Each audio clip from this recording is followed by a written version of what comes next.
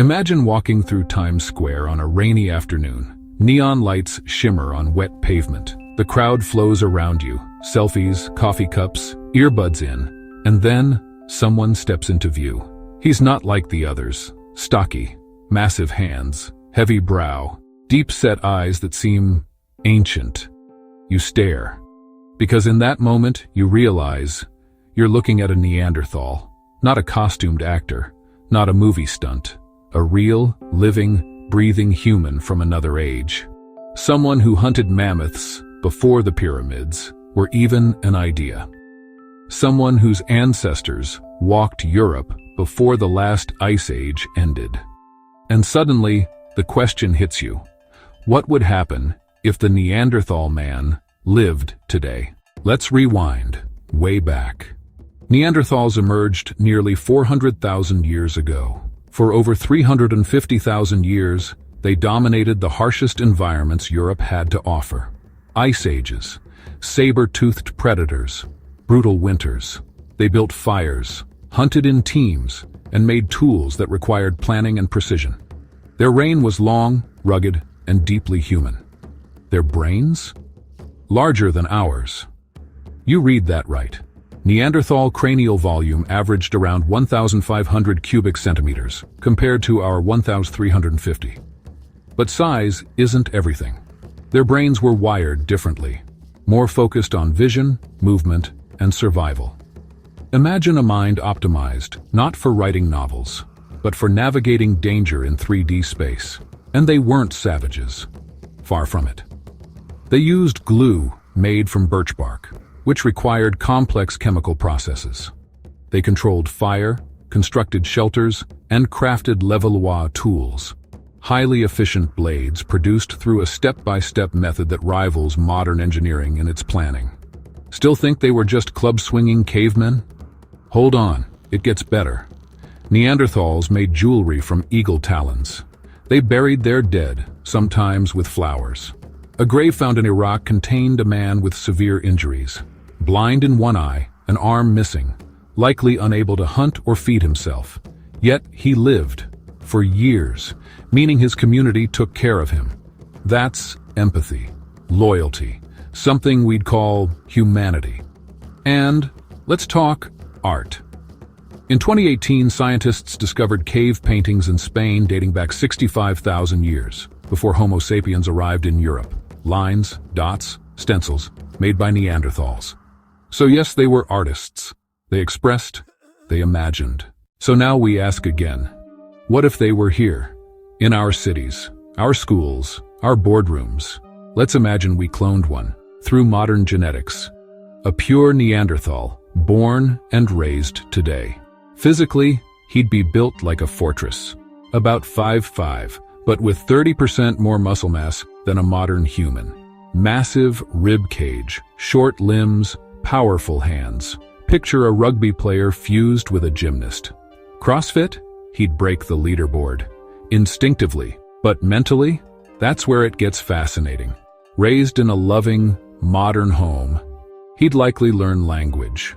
Maybe slowly, maybe differently. But learn he would. His brain, though structured differently, would absorb sound, pattern, connection. Would he write poetry? Maybe not. But could he build, design, solve? Very possibly. Some researchers believe Neanderthals may have had better eyesight, stronger memory, and superior spatial awareness. Imagine a Neanderthal architect building cities from memory, or a surgeon visualizing your organs in 3D before the first incision. Not worse intelligence, just alien. But let's push further. What if they had never died out? Two human species, side by side, Homo sapiens and Neanderthals. History tells us that difference often breeds conflict. Skin color, religion, language. Now imagine two species, with visibly different skull shapes, speech patterns, physical builds. Would we integrate or segregate? Would we pass laws or build walls?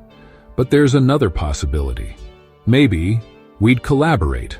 Imagine tech designed by two minds, Neanderthal focus and memory paired with Homo sapiens abstract thinking. Dual cognition. Two lenses on reality. Could we have solved problems faster, advanced farther, gone to Mars by now? Maybe. Maybe not. But here's the kicker. They're not entirely gone. In 2010, researchers found that most modern humans carry 1–2% Neanderthal DNA. If you're of European or Asian descent, you're part Neanderthal. Your skin's reaction to sun, your sleep rhythm, your immune system, all touched by ancient genes. You might be more like our subway stranger than you think. And here's a thought that keeps anthropologists up at night. Maybe we didn't outcompete them. Maybe we just absorbed them, merged, interbred. And the disappearance of Neanderthals was less extinction and more assimilation. So now imagine bringing one back, pure, isolated, untouched by modern Homo sapiens. What do we do with him? Do we treat him as a person or a project? History warns us. In 1906, Ota Benga, a Congolese man, was placed in the Bronx Zoo, in a cage, next to an orangutan, for being primitive, and he was fully human. What would we do with a Neanderthal? Would we listen? Or would we display? And here's the deeper question. What makes someone human? Is it DNA? Language? Imagination? Or is it the ability to feel, to mourn, to create? Because if a Neanderthal could love, dream, cry, and wonder, then perhaps he isn't so different. Perhaps humanity isn't a species. Perhaps it's a spectrum. A Neanderthal living today would be a mirror, showing us who we were and asking who we want to become. So, what would happen if the Neanderthal man lived today? He might struggle with our world. He might be feared, mocked, misunderstood. Or maybe, just maybe, he'd teach us something about strength, about empathy, about how to live with difference. Maybe he'd remind us that our story didn't start with smartphones and social networks. It started with fire and stone and shared survival. And maybe the most human thing we could do is remember. If this made you pause, wonder, or see the world differently, subscribe to 5 Minutes of Culture.